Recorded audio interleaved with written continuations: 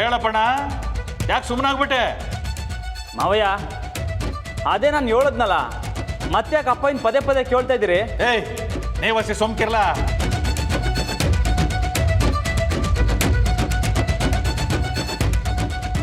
ಹೇಳಪ್ಪಣ್ಣ, ಆಸ್ತಿ ಎಲ್ಲ ಯಾರಿದ್ದು? ಮದುವೆ ಸಾಕು. ಮಾವಯ್ಯ, ಯಾಕೆ ಹಿಂಗೆ ಕೇಳ್ತಾ ಇದ್ದೀರಿ? ಲೇ ರಾಮ, ನೀ ಸೋಮ್ಕಿರ್ಲ. ಅಪ್ಪಣ್ಣ, ಅವ್ನಿಗೆ ಬಾಯಿ ಮುಚ್ಕೊಂಡಿರೋದ ಕೇಳು.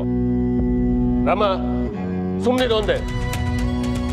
ಅಲ್ಲ ಅಪ್ಪಯ್ಯ, ನನ್ನ ಪಾಲಿನ ಎಲ್ಲ ಆಸ್ತಿನೂ ಅಶೋಕ ಮತ್ತೆ ಅದಕ್ಕೆ ಕೊಡ್ತೀನಂತ ಹೇಳಿದ್ನಲ್ಲ, ಮಾವಯ್ಯ ಯಾಕೆ ಇನ್ನೂ ಅದನ್ನೇ ಮಾತಾಡ್ತಾವ್ರೆ?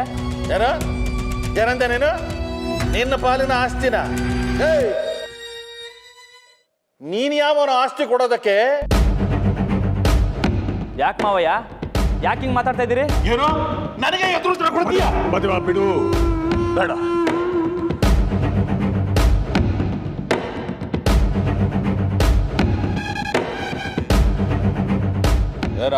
ಏನು ಹಾಗೆ ನೋಡ್ತಿದ್ಯಾ? ನೀನು ಯಾರು ನನ್ನ ಮಗಳು ಒಳಗಿನ ಆಸ್ತಿನಲ್ಲಿ ಪಾಲು ಕೊಡೋದಕ್ಕೆ? ಅಸಲಿಗೆ ನೀನು ಯಾರು ಅಂತ ಗೊತ್ತೇನೋ ನಿನಗೆ? ಮದುವೆ ಬೇಡ, ಸುಮ್ಮನೆ ಬಿಟ್ಬಿಡು ಒಂದೇ. ಯಾಕೆ ಮಾವಯ್ಯ, ಯಾಕೆ ಪ್ರತಿ ಕಿತನು ಹಿಂಗೆ ಕೇಳ್ತೀರಿ? ನಂಗೆ ಗೊತ್ತು, ನಾನು ಯಾರು ಅಂತ ನನಗೆ ಸಂದಾಗ ಗೊತ್ತು.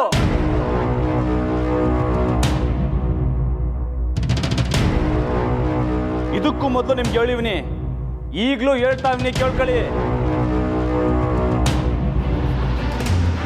ದೊಡ್ಡ ಮನೆ ಹುಲಿವಾನ್ ಅಪ್ಪಣ್ಣನವರ ಹೆಮ್ಮೆಯ ಹಿರಿ ಮಗ ರಾಮ. ರಾಮ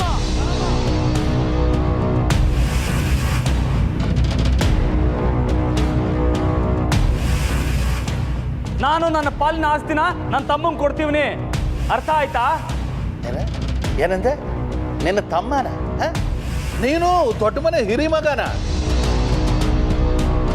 ಮದುವೆ ರಾಮ, ಸುಮ್ಕೆ ಹೋಲ ನೀನು.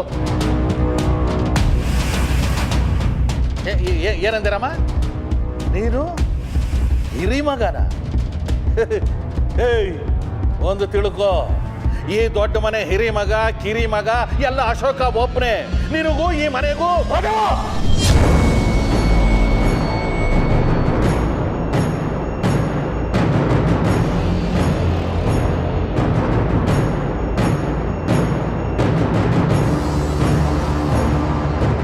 ಸುಮ್ಮನೆ ಇರುವಂತೆ. ಒಳ್ಳೆ ವಿಷಯಕ್ಕೆ ಅಂತ ಬಂದಿದ್ದೀಯಾ?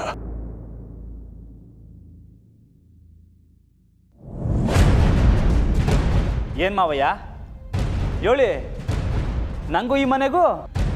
ರಾಮ, ಬಿಡು ಅಂತ ಹೇಳಾಯ್ತಲ್ಲ. ಮಾದೇವ ಮಾಡೋ ತಮಾಸೆಗೆ ನೀನ್ ಯಾಕೆ ತಲೆ ಕೆಡ್ಸ್ಕೊಂತೀಯ?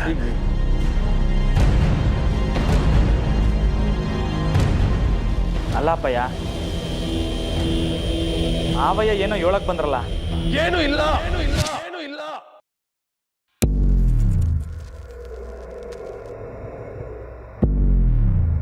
ನೀನು ನನ್ನ ಹಿರಿಮಗ, ನೀನು ನನ್ನ ಹಿರಿಮಗ.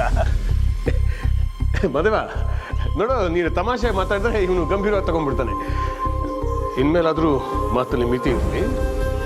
ನನಗೆ ನನ್ನ ಮಿತಿ ಚೆನ್ನಾಗಿ ಗೊತ್ತಿದೆ. ಯಾರನ್ನ ಎಲ್ಲಿಡಬೇಕು ಅಂತ ಗೊತ್ತಿಲ್ಲದೆ ಇರೋನು ನೀನು.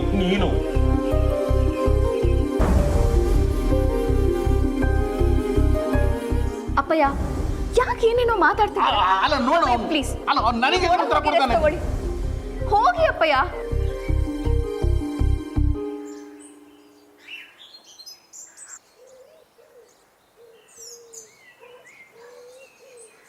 ಮಾವ, ದಯವಿಟ್ಟು ಕ್ಷಮಿಸಿ. ಬಾವಾ, ನೀವು ಏನು ಅನ್ಕೊಳ್ಬೇಡಿ. ಅಪ್ಪಯ್ಯನ ಬಗ್ಗೆ ನಿಮಗೆ ಚೆನ್ನಾಗಿ ಗೊತ್ತಲ್ವಾ?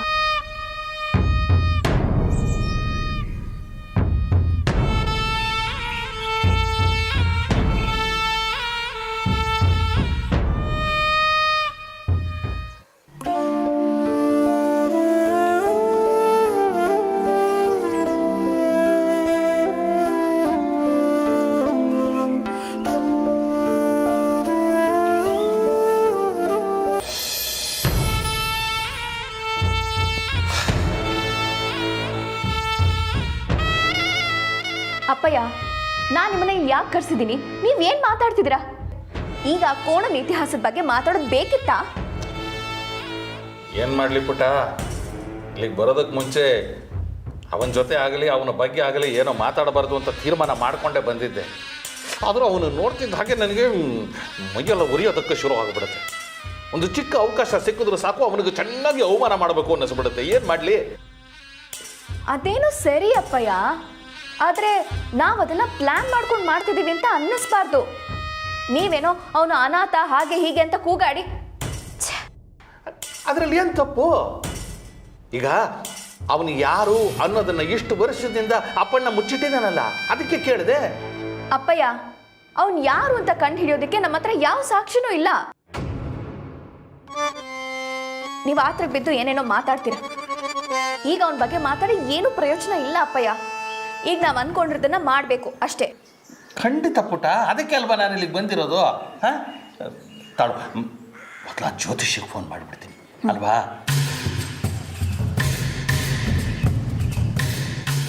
ಬನ್ನಿ ಹೇಳಿ ಅಂದರೆ. ನಂದಿ, ನಾನು ನಿನ್ನ ಹತ್ರ ಸ್ವಲ್ಪ ಮಾತಾಡಬೇಕು. ಸರಿ, ನಾವಿಬ್ರು ಮಾತಾಡಿ, ನಾನು ಫೋನ್ ಮಾಡ್ಕೊಂಬರ್ತೀನಿ. ಹಲೋ ಹಲೋ ಹಲೋ, ಹಾಂ ನಾನು. ನಂದಿ, ಇಲ್ಲೇನು ನಡೀತಿದೆ? ನೀನು ಅಶೋಕ್, ವೇಟ್ ಅಶೋಕ್, ನೀವೇನು ಕೇಳೋಕೆ ಬಂದಿದ್ದೀರಾ ಅಂತ ನನಗೆ ಚೆನ್ನಾಗಿ ಗೊತ್ತು.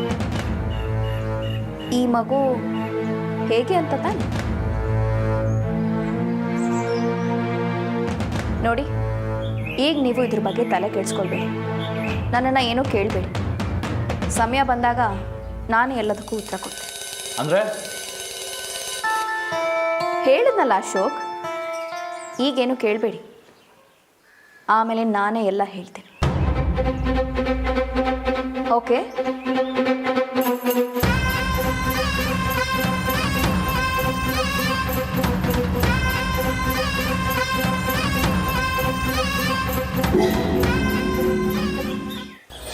ಅವನು ಯಾವ್ಯಾವುದನ್ನು ಮನಸ್ಸಲ್ಲಿ ಮಡಿಕೊಂಡು ಹಂಗೆ ಮಾತಾಡೋನೆ. ನೀ ತಲೆ ಕೆಡಿಸ್ಕೋಬೇಡ, ಬಿಟ್ಬಿಡು. ಈಗ ಮಾತ್ರ ಅಲ್ಲ ಅಪ್ಪಯ್ಯ, ಮಾವಯ್ಯ ಪ್ರತಿ ಕಿತ್ತನೂ ಹಿಂಗೆ ಹೇಳ್ತಾರಲ್ಲ, ಯಾಕೆ? ಅದೇ ಅದೇ ಪ್ರತಿ ಕಿತನ ಹಂಗೆ ಅಲ್ವಾ? ನಿಂಗೇನು ಇದು ಹೊಸ್ದಲ್ವಲ್ಲ, ಬಿಟ್ಬಿಡು. ನನ್ನ ಮೇಕ್ ಯಾಕೆ ಆಟೋನ್ ಕೋಪ ಅಪ್ಪಯ್ಯ ಮಾವಯ್ಯಂಗೆ? ನಾನು ಏನು ತಿಪ್ಪು ಮಾಡಿದ್ದೀನಿ? ಹಂಗೇನು ಇಲ್ಲಕ್ಕಲ್ಲ, ನಿಂತಾವು ಮೊದಲಿಂದನೂ ಹಂಗೆ ಅಲ್ವಾ? ಅವ್ನು ಮಾತಾಡುವಾಗ ನೀನು ಮಧ್ಯೆ ಬಂದು ಮಾತಾಡ್ಬಿಟ್ಟಲ್ಲ, ಅದಕ್ಕೆ ನಿನ್ನಕ್ಕೆ ಹೊಸಿ ಕೋಪ ಅವಂಗೆ. ಅಟ್ಟೆಯ ನಿನ್ನನ್ನು ಬೇಸರ ಪಡಿಸೋದ್ರಾಗ ಏನೋ ಒಂಥರ ಖುಷಿ ಅವಂಗೆ, ಅಟ್ಟೆ. ಬಿಟ್ಬಿಡು, ಅದನ್ನೆಲ್ಲ ತಲೆ ಕೆಡಿಸ್ಕೊಬೇಡ.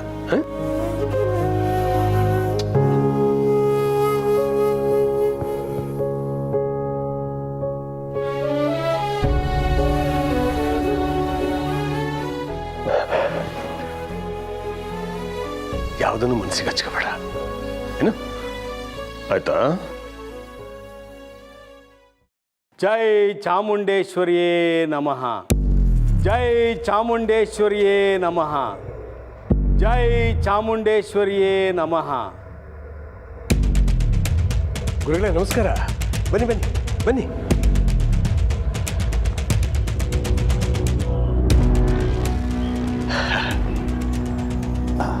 ನಮಸ್ಕಾರ ಅಪ್ಪಣ್ಣವರಿಗೆ. ಎಲ್ಲ ಹೇಗೆ ನಡೀತಾ ಇದೆ? ಎಲ್ಲ ಚೆನ್ನಾಗಿ ನಡೀತಾ ಇದೆ ಗುರುಗಳೇ. ಇರಲೇಬೇಕಲ್ವೇ? ಆ ಚಾಮುಂಡೇಶ್ವರಿ ತಾಯಿ ಎಲ್ಲರಿಗೂ ಒಳ್ಳೇದು ಮಾಡೋಕೆ ಹೊರಟಿದ್ದಾಳೆ. ಗುರುಗಳೇ, ತಾವು ಬಂದ ಕಾರಣ? ನಿಮ್ಮ ಸೊಸೆ ಬರೋಕೆ ಹೇಳಿದ್ಲು. ಸೊಸೆನಾ?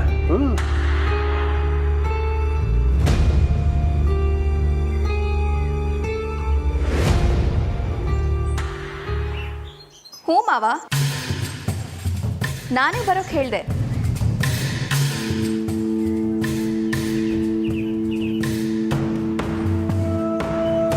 ನಮಸ್ಕಾರ ಗುರುಗಳೇ. ಮಾವ, ದೊಡ್ಡ ಮನೆಗೆ ಮಗು ಒಂದು ಬರೋ ಸಿಹಿ ಸುದ್ದಿ ಗೊತ್ತಾಗಿದೆ. ಇನ್ನು ಮುಂದೆ ನಮ್ಮೆಲ್ಲರ ಗ್ರಹಗತಿ ಹೇಗಿರುತ್ತೆ, ಜೊತೆಗೆ ಮಗುವಿನ ಭವಿಷ್ಯ ಹೇಗಿರುತ್ತೆ ಅಂತ ತಿಳ್ಕೊಳ್ಳೋಕ್ಕೆ ನಾನೇ ಅವ್ರನ್ನ ಕರೆಸ್ದೆ ಮಾವ.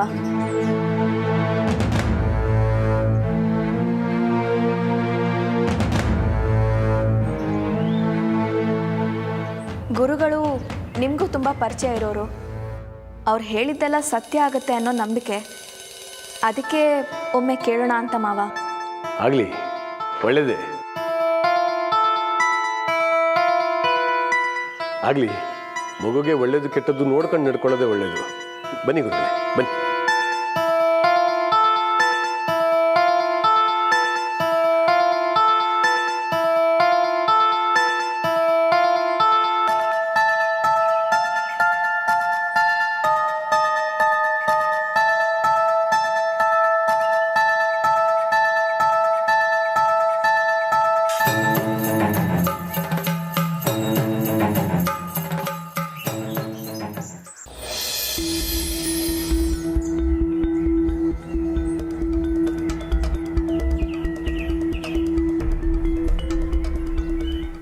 ರೀ ರೀ ಏನಾಯ್ತು ನಿಮಗೆ? ನಾನು ಚೆನ್ನಾಗೇ ಇದ್ದೀನಲ್ಲೇ, ನಿನಗೇನಾಯ್ತು? ನನಗೇನ್ರಿ ಆಗಿದೆ? ನೀವು ಆಫೀಸಿಂದ ಬೇಗ ಬಂದಿದ್ದೀರಾ, ಸುಸ್ತಾಗಿರೋರ ಥರ ಕಾಣಿಸ್ತಿದ್ದೀರಾ. ಏನಾಯ್ತು ರೀ? ನೀರು ತರಲ್ಲ? ಡಾಕ್ಟರ್ ಹತ್ರ ಹೋಗೋಣವಾ? ಎಲ್ಲ ಏನು ಬೇಡ ಕಣೆ, ಸ್ವಲ್ಪ ವರ್ಕ್ ಪ್ರೆಷರ್ ಅಷ್ಟೇ, ಸ್ವಲ್ಪ ಟಯರ್ಡ್ ಆಗಿದ್ದೀನಿ. ಅದು ಅಲ್ಲದೆ ಇವತ್ತು ಯಾಕೋ ಜಾನುನ ನೋಡಬೇಕು ಅಂತ ಅನ್ನಿಸ್ತು. ದೊಡ್ಡ ಮನೆಗೆ ಹೋಗಿ ಬರೋಣ, ರೆಡಿಯಾಗಿ. ರೀ ನಾನು ನಿಮ್ಗೆ ಎಷ್ಟು ಸಲ ಹೇಳಿದ್ದೀನಿ, ದೊಡ್ಡ ಮನೆಗೆ ಪೂಜೆ ಫಂಕ್ಷನ್ ಅಂತ ಹೋದ್ರೇ ಆ ನಂದಿತ ನಮ್ಮನ್ನ ಒಂಥರ ನೋಡ್ತಾಳೆ. ಇನ್ನು ಸುಮ್ಮನೆ ಹೋದರೆ ಅವಳ ಆಸ್ತಿನ ನಾವು ಕೇಳೋಕೆ ಹೋದ್ವೇನೋ ಅನ್ನೋ ಥರ ನೋಡ್ತಾಳೆ ಅಷ್ಟೇ. ಅವಳು ಹಾಗೆ ನೋಡ್ತಾಳೆ ಅಂದ್ಬಿಟ್ಟು ನಾವು ನಮ್ಮ ಮಗಳನ್ನ ನೋಡದೇ ಇರೋಕ್ಕಾಗುತ್ತೇನೆ? ನೋಡೋದು ಬೇಡ ಅಂತ ನಾನೆಲ್ಲಿ ಹೇಳಿದೆ? ಜಾನುನೇ ಇಲ್ಲಿಗೆ ಬರೋಕ್ಕೆ ಹೇಳೋಣ. ಅಳಿಯಂದ್ರು ಫ್ರೀ ಇದ್ದರೆ ಅವ್ರನ್ನ ಕರ್ಕೊಂಡು ಬರಲಿ, ಏನಂತೀರಾ? ಹಾಂ, ಬನ್ನಿ.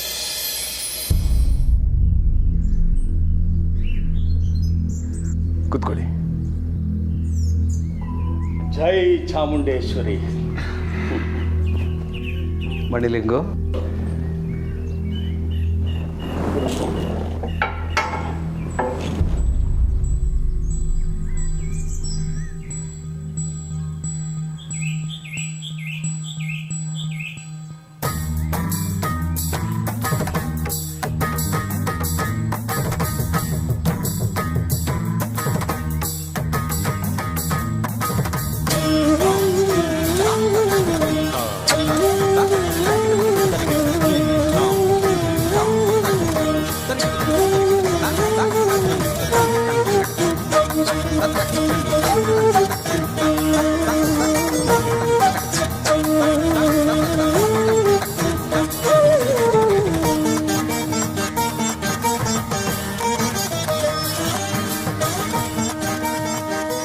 ಗುರುಗಳೇ, ಮಗುಗೆ ಯಾವುದಾದ್ರೂ ದೋಷ ಅಥವಾ ಕಂಟಕ ಇದೆಯಾ ಅಂತ ನೋಡಿ ಹೇಳಿ. ನನ್ನ ಮೊಮ್ಮಗುಗೆ ಯಾವುದೇ ರೀತಿ ತೊಂದರೆ ಆಗಬಾರ್ದು, ಅದಕ್ಕೋಸ್ಕರ ನಾನು ಏನು ಮಾಡೋದಕ್ಕೂ ಸಿದ್ಧ.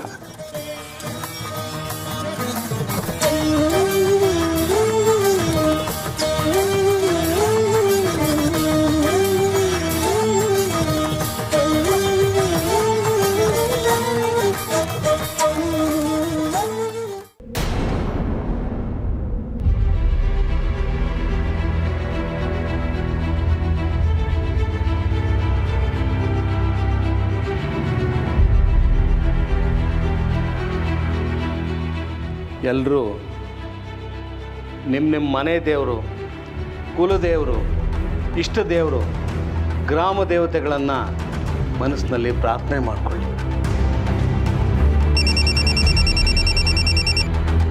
ಓಂ ಚಾಮುಂಡೇಶ್ವರಿ ನಮಃ, ಓಂ ಚಾಮುಂಡೇಶ್ವರಿ ನಮಃ, ಓಂ ಚಾಮುಂಡ.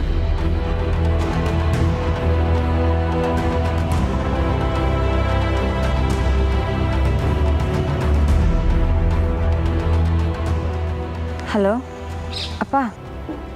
ಹಲೋ ಬಂಗಾರ, ಬ್ಯುಸಿ ಇದೆಯೇನೋ? ಇಲ್ಲಪ್ಪ, ಹೇಳಿ. ಅದು ಮೊನ್ನೆ ನಿನ್ನ ಪೂಜೆಗೆ ಕರೆದಾಗ ನಾವು ಪದೇ ಪದೇ ಬೀಗ್ರ ಮನೆಗೆ ಬರೋದು ಸರಿ ಇಲ್ಲ ಅಂತ ಏನೋ ಹೇಳಿಬಿಟ್ಟೆ. ನಿಮ್ಮಮ್ಮ ಅದನ್ನೇ ಸೀರಿಯಸ್ ಆಗಿ ತೊಗೊಂಡು ನಾವು ಅಲ್ಲಿಗೆ ಹೋಗೋದಕ್ಕಿಂತ ಅವರೇ ಇಲ್ಲಿಗೆ ಬಂದುಬಿಡ್ಲಿ ಅಂತ ಕರೀತಾ ಇದ್ದಾಳೆ. ನೀನು ಅಳಿಯಂದ್ರು ಇಬ್ಬರು ಇವತ್ತು ಫ್ರೀ ಇದ್ದರೆ ನಮ್ಮನೆಗೆ ಬಂದ್ಬಿಡಿಮ್ಮ. ಅಪ್ಪ, ಅದು ಜಾನು, ಅಳಿಯಂದ್ರು ಫ್ರೀ ಇಲ್ಲ ಅಂದ್ರೂ ಪರವಾಗಿಲ್ಲ, ನೀನು ಒಬ್ಬಳೇ ಆದರೂ ಬಾ. ನಿನ್ನನ್ನು ನೋಡಬೇಕು ಅಂತ ನಿಮ್ಮಪ್ಪ ಆಫೀಸಿಂದ ಬೇಗ ಬಂದು ಕೂತಿದ್ದಾರೆ.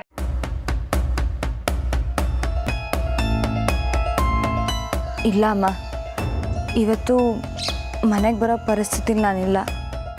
ಯಾಕೆ ಜಾನು, ಏನಾಯಿತು? ಅದು ಅಕ್ಕ ಪ್ರೆಗ್ನೆಂಟ್ ಆಗೋರೆ ಅನಿಸ್ತೈತೆ.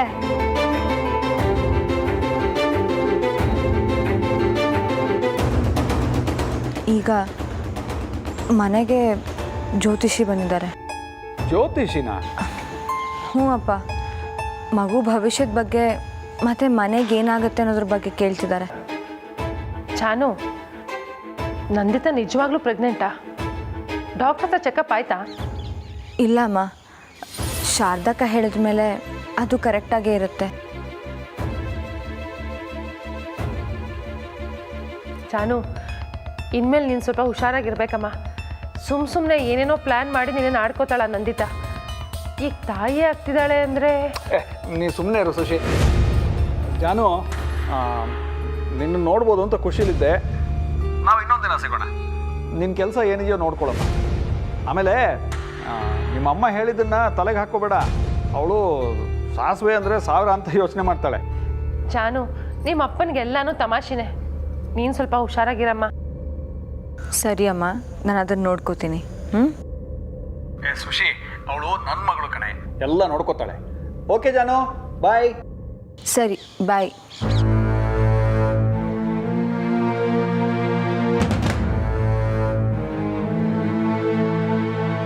ಯಾಕೆ ಸುಶಿ, ಏನೋ ಕಳೆದೋ ಥರ ಕೂತಿದ್ಯಾ?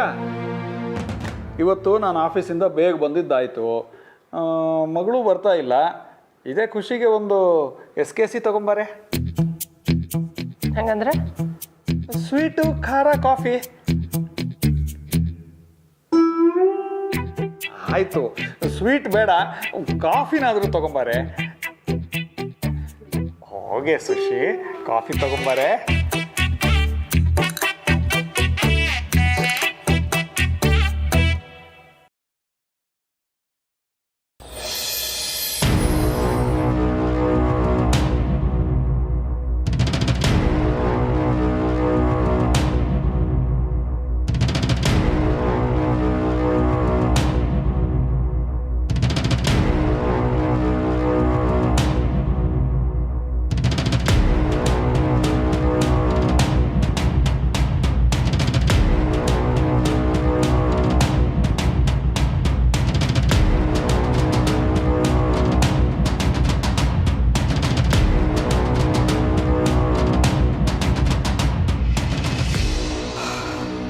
ಯಾಕೆ ಗುರುಳೆ, ಏನಾಯ್ತು? ಮಗುಗೇನಾದರೂ ದೋಷ ಇದೆಯಾ?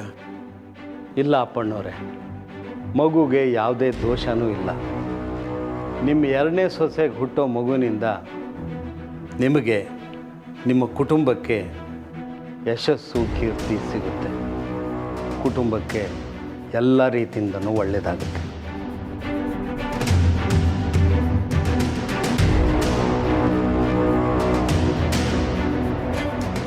ಸಕಲ ಕಾರ್ಯಸಿದ್ಧಿ ಯೋಗ ಇದೆ.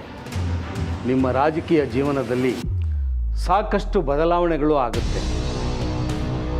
ಆದರೆ ಒಂದೇ ಒಂದು ಸಮಸ್ಯೆ ಇದೆ.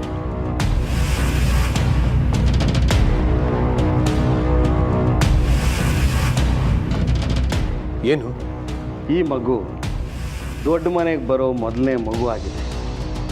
ಜೊತೆಗೆ ಮಗು ಆರಿದ್ರ್ಯ ನಕ್ಷತ್ರದಲ್ಲಿ ಗರ್ಭ ತಾಳಿರೋದ್ರಿಂದ ಈ ಮನೆಯ ಹಿರಿಯ ಮಗನಾದ ರಾಮ ಮತ್ತು ಗರ್ಭದಲ್ಲಿರೋ ಮಗು ಒಂದೇ ಮನೆಯಲ್ಲಿದ್ದರೆ ಮನೆ ಯಜಮಾನರಾದ ನಿಮಗೆ ಪ್ರಾಣಾಪಾಯ ಖಂಡಿತ.